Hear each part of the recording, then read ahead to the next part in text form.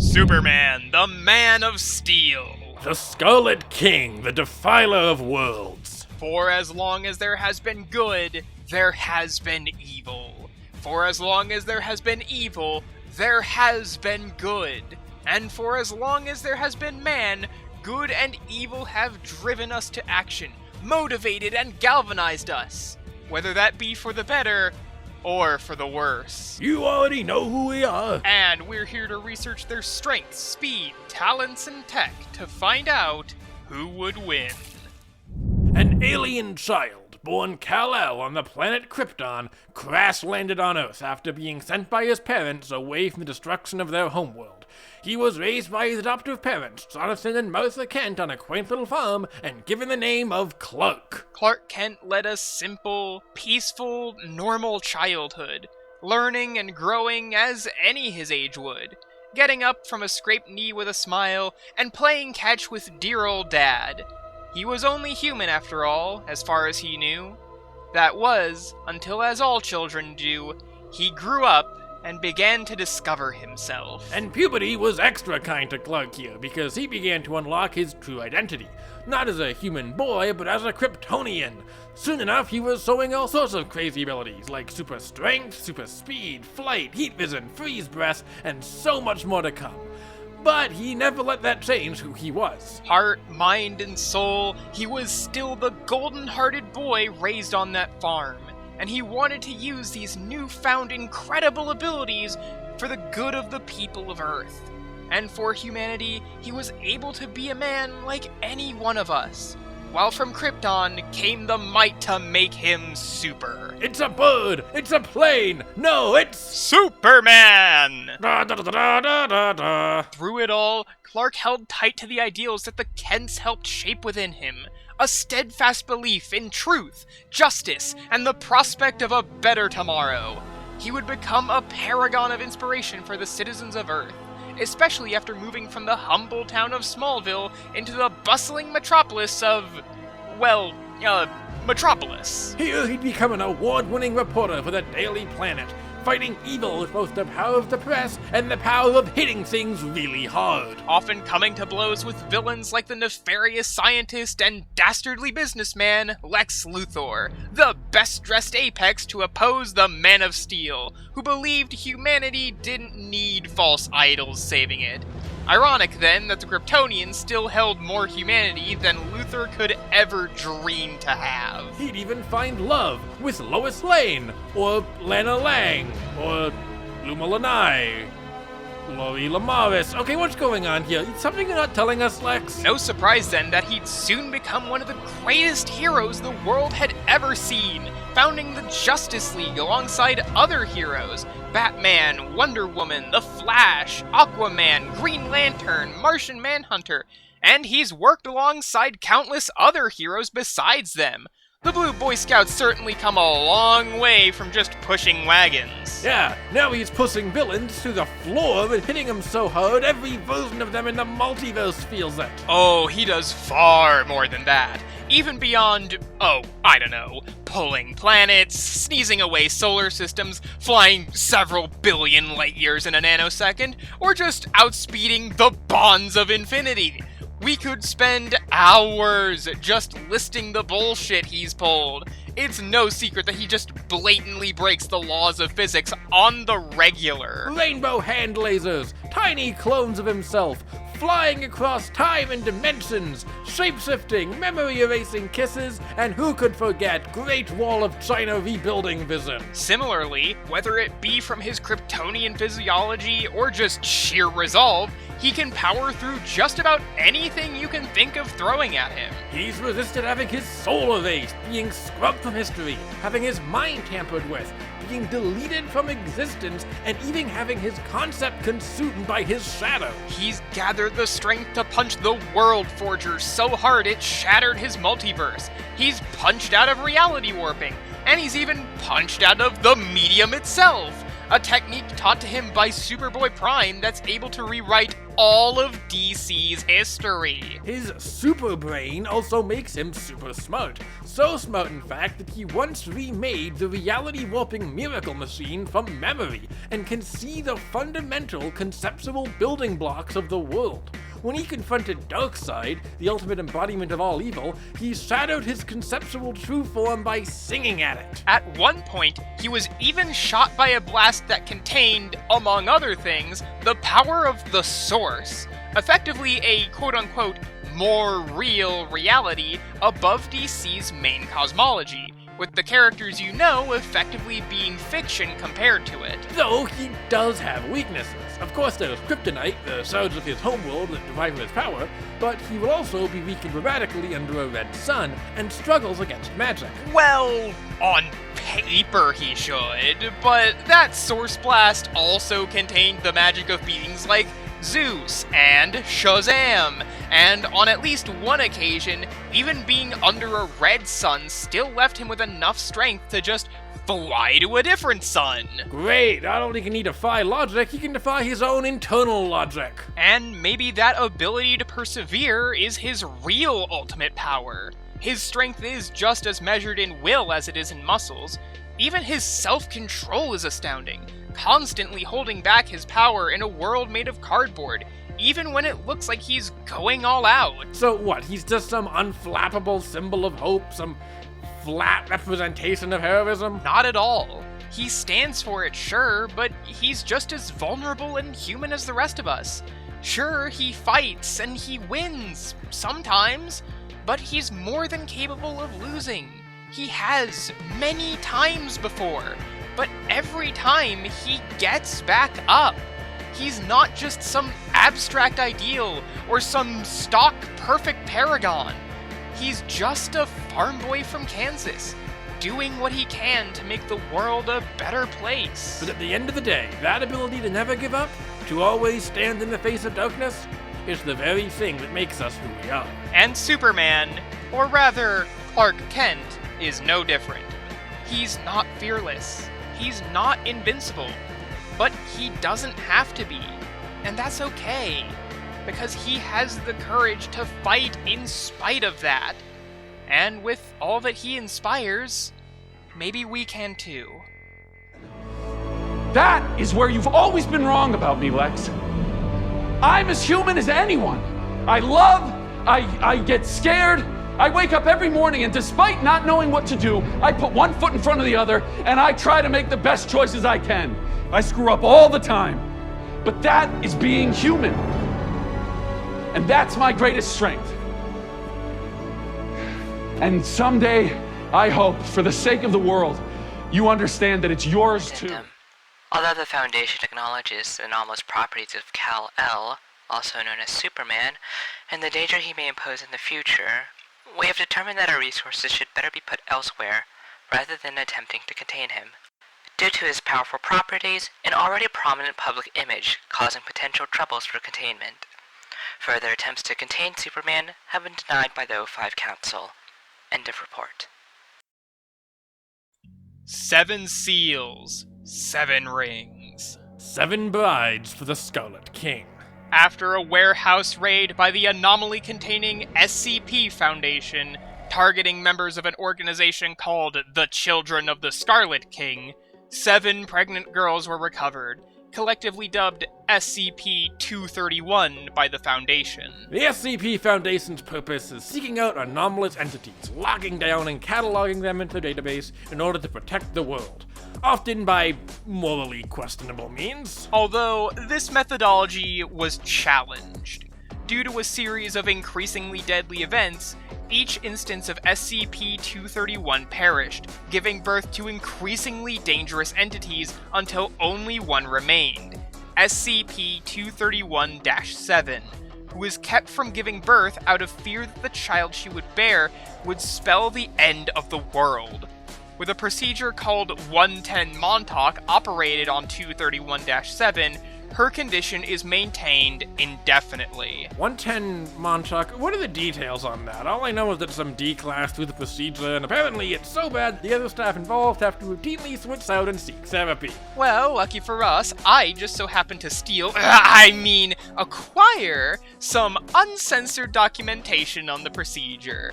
Now, let's see here. It seems that 110 Montauk involves... Oh! Oh. Oh. Right, not gonna be able to scrub that one out of my mind for a while, but let's look at the alternative. All of these inarguably horrific acts are done for the purpose of containing, in massive air quotes, one of the greatest evils in existence, the namesake of the cult that started this whole mess, the Scarlet King. The Scarlet King is, well, it depends on who you ask. But at his core, he is the embodiment of a fundamental concept. He represents the class of modernity with the old ways of the world. Brutality and savagery clashes against the ideals of modern society, and it is that collision that gives birth to the king. Because of that, he's not just the sort of threat you can simply punch out. He's the avatar of an idea, formed from violence and abject depravity. Though he's far from just a faceless boogeyman. While sometimes he's effectively biblical Satan, and sometimes he's an abstract idea, and sometimes he's a pattern, all versions are one and the same, and he can choose how he manifests, even bouncing between them in a single timeline as he sees fit. Originally, he was worshipped as a Scythian deity of evil in ancient Turkmenistan named Karak, about par for the course with any other pantheon of ye olden days. So, what elevated him? In a cruel twist of irony, it was actually the Foundation themselves that brought this reality into being. It was only their hubris and need to categorize each and every mystery that applied definition to this forgotten figure, and in turn, that definition gave him form, rewriting his existence to what it is now. In some ways, the Foundation came first. Even SCP-2317K, an entity the Foundation only called the Scarlet King as part of a misdirection campaign, ended up becoming part of him in the end due to everything stating it as such. Concerning, given 2317K is over 200 kilometers tall. Fortunately, he's sealed away in a pocket dimension by 7 chains that bind him. Unfortunately, all but one are broken, and the Foundation are mostly doing constant scrambling and bullshitting just to keep him at bay. Why does that have to involve that Montauk stuff? Actually, Montauk itself is doing absolutely nothing. Sorta. But it was such a cruel and heinous plan devised by a man with such anger towards the children of the Scarlet King that the sheer vitriol it represents is enough to placate the king, let's say. Believe it or not, that 200-kilometer tall thing isn't even as big as he can get. Should he fully manifest, he could warp all of reality like it's his plaything. So changing his size is nothing. It's ranged from about 3 meters to becoming an entire sea to 14 trillion times the size of someone. Assuming a base height of 6 feet, that would be over 150 times the distance from Earth to the Sun. Or, of course, as an abstract concept, he doesn't really need to abide by size at all. Though, frankly, changing his size is one of his least impressive abilities. As if total warping of reality isn't bad enough, he can control minds and souls, erase you from existence, warp time, use curses, telekinesis, portals, basically whatever he feels like doing to help him spread the ways of old into the modern world. And since gods like him are conceptual beings and he's been able to kill his kin, he's able to absorb and destroy entire concepts. Wait, so if he's that strong, how was he sealed away in the first place? Who the fuck could even do that? Well, it's important to note that sealing him is still easier than killing him. Even if his body and mind are completely destroyed, as long as his true self, basically his innate concept, survives, he'll be fine, which does line up with him having to tamper with the concepts of other gods like himself in order to kill them. And his concept is even more unkillable than that, given that, since he's existed at some point in the past, he will always be able to exist again. Okay, cool, but again, who actually had the balls to square up with this guy and put him in timeout? Clearly not the Foundation. They already found him, what they would make become him, imprisoned, right? Correct. You may have noticed a motif of 7s in what we've said so far. 7 pregnant girls, 7 chains binding him, 2317, and of course, the whole ritual chant of 7 seals, 7 rings, 7 brides for the Scarlet King. This is, of course, a massive piece of iconography for him, but as it turns out, it's not actually his. What is that meant to mean? This is the result of when he had once done battle with another great cosmic threat, Anafabula. Well, okay, an Anafabula, technically, but she's the only one of her kind that really matters. The Lady of Black Thorns. The anti-story. Turns out the number 7 is actually her stick first and foremost, and using her powers over the narrative, she was effectively able to inject it into the Scarlet King's history to bind him with his own story and make him a pawn of hers. Speaking of which, however, the Scarlet King is projected to destroy everything but that narrative. Infinite dimensions, layers of reality beyond our understanding, all consumed by him. In fact, he's even been able to stalemate and mutually contain the Pikmin proposal, which is the fundamental force that marks the world of the SCP Foundation with fictional traits. In essence, his concept is comparable in scope to the thing that divides fiction from reality. But at the same time, there also exists a glimmer of hope against him. It's often believed he's fated to ultimately lose, often theorized through his own son, 99. Hang on, that's the guy destined to defeat him? That's what he looks like? Well, sometimes. There are dozens and dozens of these narrative clusters, so to speak. And while sure, he ends up defeated in some, you can always circle back to the knowledge that, in more still, he ultimately comes out on top. And in this one, he was killed by 50 million cakes falling on him. That's as many as 5 million tens. And that's terrible. Even without his godly powers, he's got a wicked set of horns and claws, and he's got all sorts of mystic wards up to protect himself from attackers. Though, somewhat critically, he relies on his reputation of terror to maintain his power. To be clear, it's not like bravery alone is enough to beat him, but if society as a whole stops hiding in fear and stands together, it can send the king running. Yeah, because that worked so well for the other countless worlds he's destroyed already. His drive isn't out of purely malice, mind you. For him, existence is in fact quite literally suffering, and it brings him constant pain. By destroying creation, he's just trying to relieve himself of his own suffering. Regardless of motive, one thing is certain. The Scarlet King is the dark side within all of us made manifest. A demon born from the hubris of mankind, who will not stop until the tree of creation runs red with blood, and all is consumed in a final scarlet blaze. And over Site 231 will stand a thing of blood, and bone, and sinew.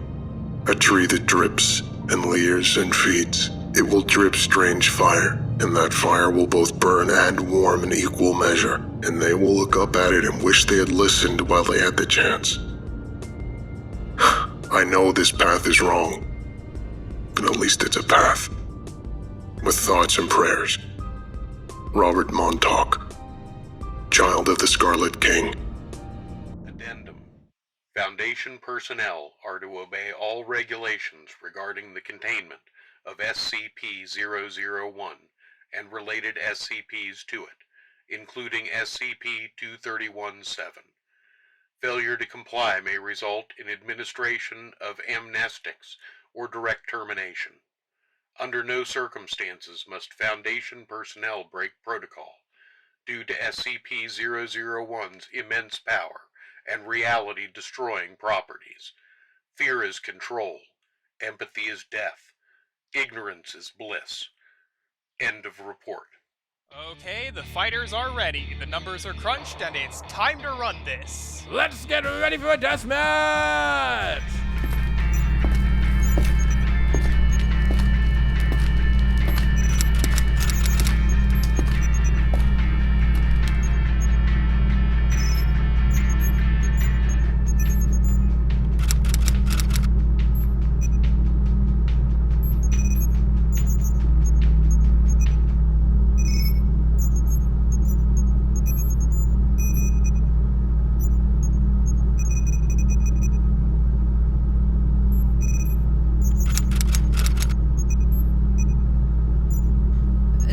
Edwards. Surely there's another way. I really can't fathom. Save it, Dr. Reeve. I know you're new, but we cannot take any risks. Now bring in D-1938 to execute the procedure. I can't, Ed. For God's sake, you've always followed Foundation orders before. It's precisely why I appointed you to this position. Why are you now refusing a direct order?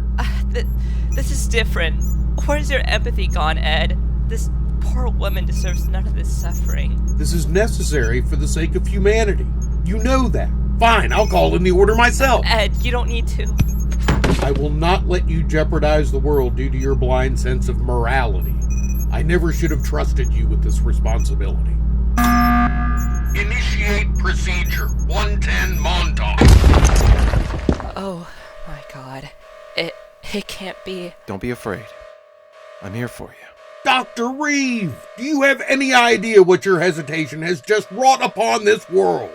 Superman, on behalf of the SCP Foundation and all of humanity, I demand you allow us to proceed with 110 Montauk. With all due respect, this woman did the right thing. No human deserves this torture. The Foundation has constantly mistreated the rights of any living being. The rights to... No, I don't think you truly get what you've just done. You've just caused an XK-class end-of-the-world scenario. What the hell is going on? Why did the grid go down? Of course this happens after I transfer from the 682 incident. We need to hold off the anomaly. We are authorized to terminate them if lives are put at risk. Mobile task force units are set to arrive. Open fire! Open fire!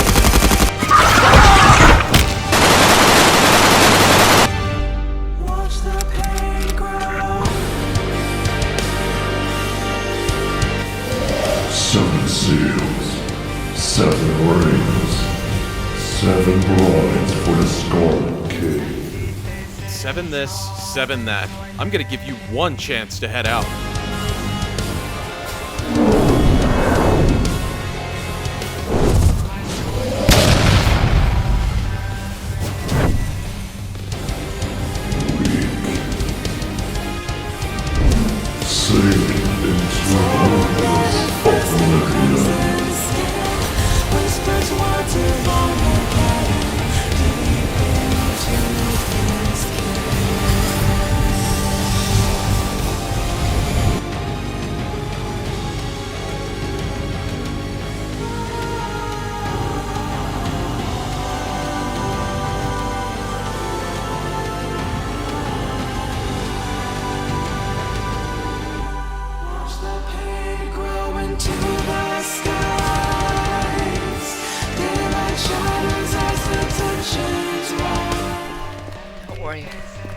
We're almost there.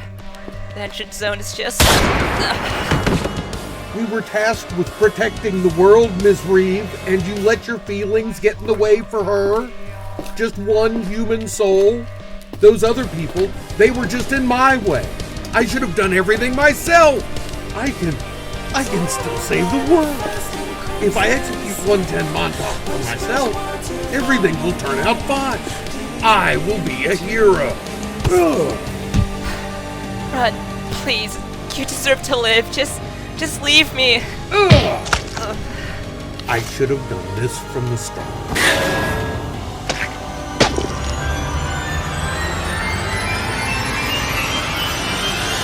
You are not a doctor. No. No!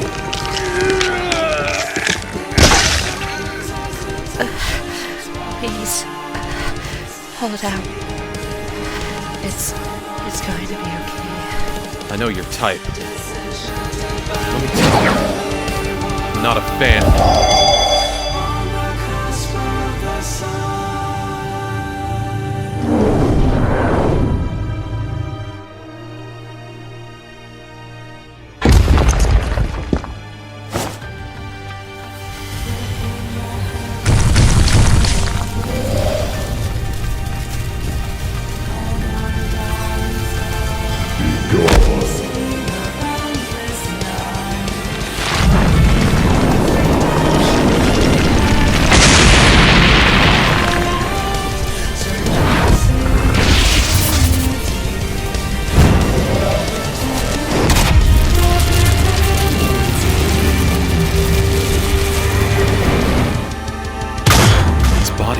match any sort of composition I've ever seen. If words like his and body can even apply here, what on earth am I even... Wait.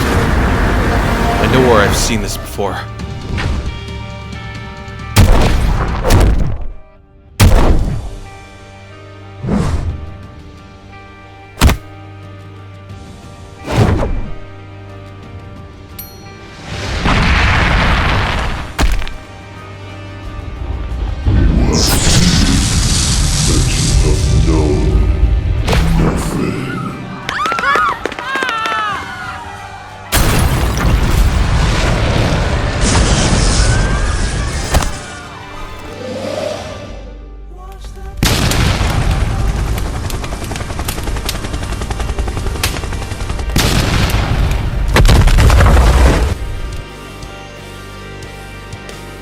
That's where you're wrong.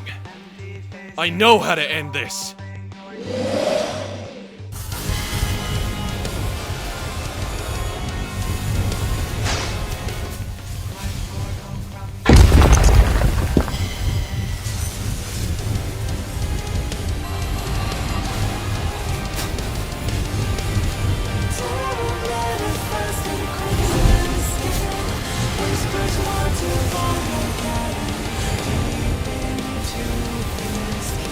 Get out of here! Go! I can handle this!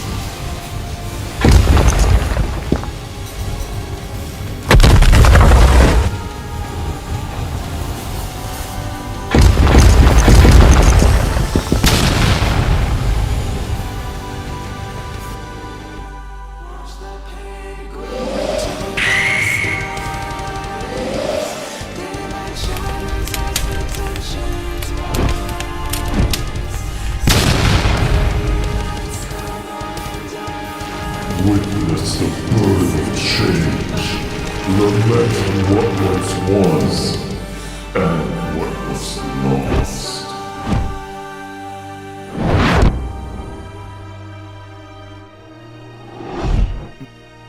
No. What are you? They're not real is what they are. Pa, This is... my home. Well, it doesn't look like Smallville to me. What do you think, Jonathan?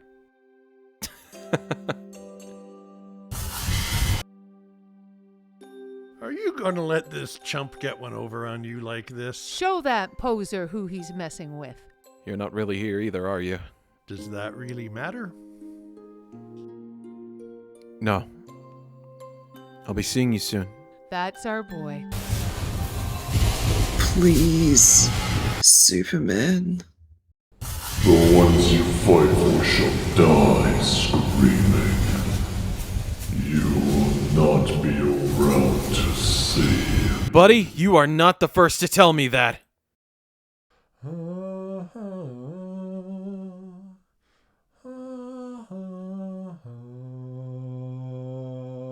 After all this time, the final note in creation's war song against oblivion. It will not stop me. I know. But this will.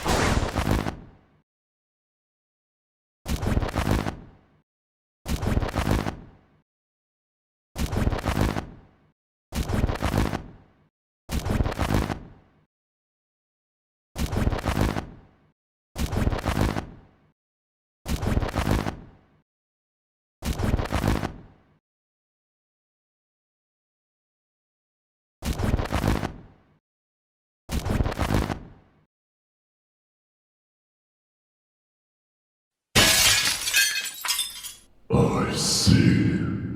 Thus, even my pain can be consigned to oblivion. The end. Yay! Wait! Can you visit again tomorrow? I can always make time. Good night, Superman. Good night.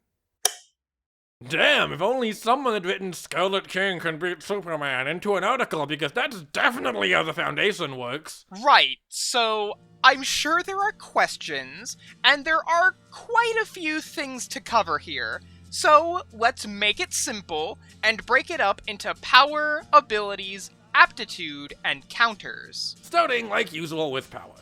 When it comes to raw muscle, you'd be hard-pressed to outdo Supes. Scarlet King growing to 14 trillion times the height of someone would definitely let him more than match pulling planets and possibly even blowing away solar systems, but it's not like the King is physically punching multiverses. Though, looking at their output beyond just basic strength, things become a little funkier. The Scarlet King could stalemate the Pikmin proposal, which could enforce the conventions of fiction onto the Foundation's world, while Superman could tank blasts empowered by the Source, which similarly represents the distinction between reality and fiction. At this point, numbers mean completely nothing, and because of those parallels, power is a tie. So let's bounce over to aptitude. If their stats are equal, we can look at who knows how to actually, fight better. And in this regard, Clark largely takes it on all fronts. In some ways, that's probably obvious. Clark's definitely had more personal combat experience than the King has. When he's not sealed away, most of his conquests are done through armies and mass invasion. His actual time spent personally fighting is very minimal, compared to Superman's much larger track record. Not only that, but that super brain of his ensures Clark will be able to strategize and adapt on the fly and make the most of his abilities. Scarlet King is far from dumb, but he's not reinventing godlike super machines spontaneously. So whether you look at it through a lens of combat skill, battle experience, or overall intelligence, Superman takes the point here. Scarlet King may be way older, but that doesn't inherently mean he's necessarily as experienced throwing hands. But even with this, Clark would need a way to actually kill the Scarlet King, and vice versa. While it's certainly easy to imagine any number of ways the King could take out Clark, the inverse might not seem as obvious, so let's look at abilities. Well, obviously Scarlet King takes this, right? Soul control, mind control, reality warping, conceptual eraser, basically anything he wants. How does Clark keep up? Well, Clark certainly has fewer abilities, but the ones he has can be very impactful. Okay, well, some of them. The mini-clones probably aren't doing much here. But things like the retcon punch are frankly absurd, and are things the Scarlet King doesn't really have answers to. Hell, Supes has been able to destroy similar conceptual evils before by singing at them. Now, before we call this category, let's make this a double feature and look at counters first. This is where the gap really starts to widen. Mind control, not working on Clark. Soul stuff, also no. Conceptual eraser? Nah. Time control? Nope. Reality warping? Try again. But the Scarlet King can also endure almost anything Supes throws at him. Punching him obviously isn't going to cut it. And even the stunt Clark pulled against Darkseid, while likely to incapacitate the King for a bit, will not fully destroy him, as he will always come back so long as he ever existed in the first place. Now, let's address that point. How would the Scarlet King fare against, say, the retcon punch? It's not a technique Supes has used in a fight, but he very clearly knows it and has used it in non-combat situations before, so it's not a stretch to say his super brain would clue him in that now is the time to bust it out. Oh.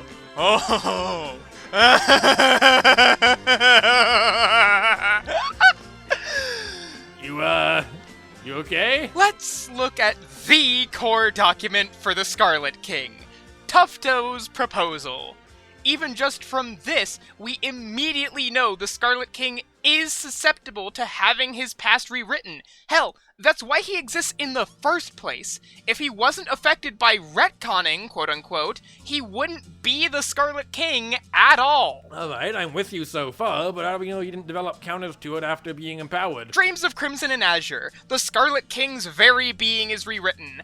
SCP-5317. The Scarlet King is specifically unable to overcome Anafabula's control over the narrative, and the Scarlet King is actively retconned by Anafabula to have his 7 branding. IHP in Locke's proposal, the Scarlet King is stated to not be able to affect the narrative.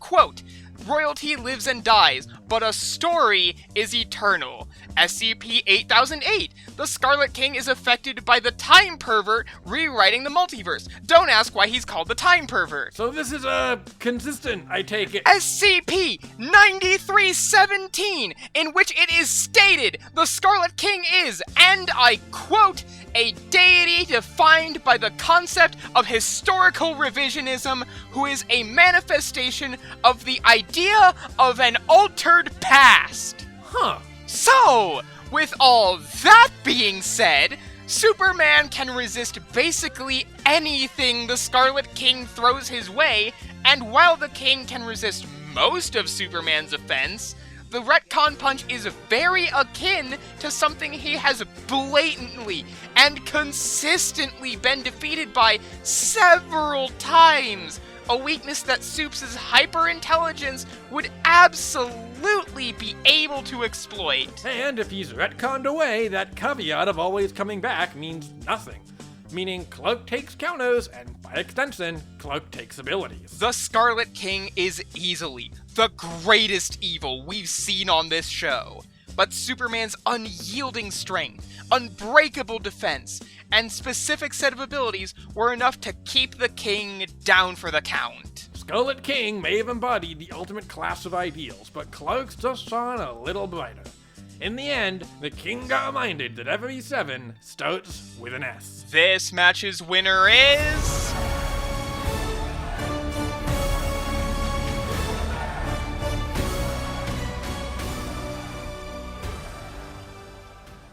Hey everyone, my name is Noah and I'm the creator of this series. I just wanted to say thank you for letting it get this far. This was originally meant to be a finale for 2025 and it got, pushed back a bit because we had to give it a little more time in the oven. But when this series first started, it was me wanting to just write a fan script for fun. I remember specifically having a conversation with a friend and us saying, I want to write a script for fun.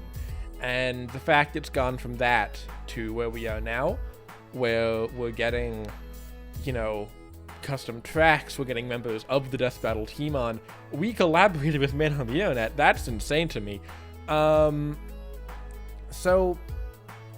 again, none of that would be possible if not for all of you folks watching right now, and I cannot thank you enough, and I am very excited for you to see what we have coming next year, and I'm really glad I get to be part of this community and do something nice like this.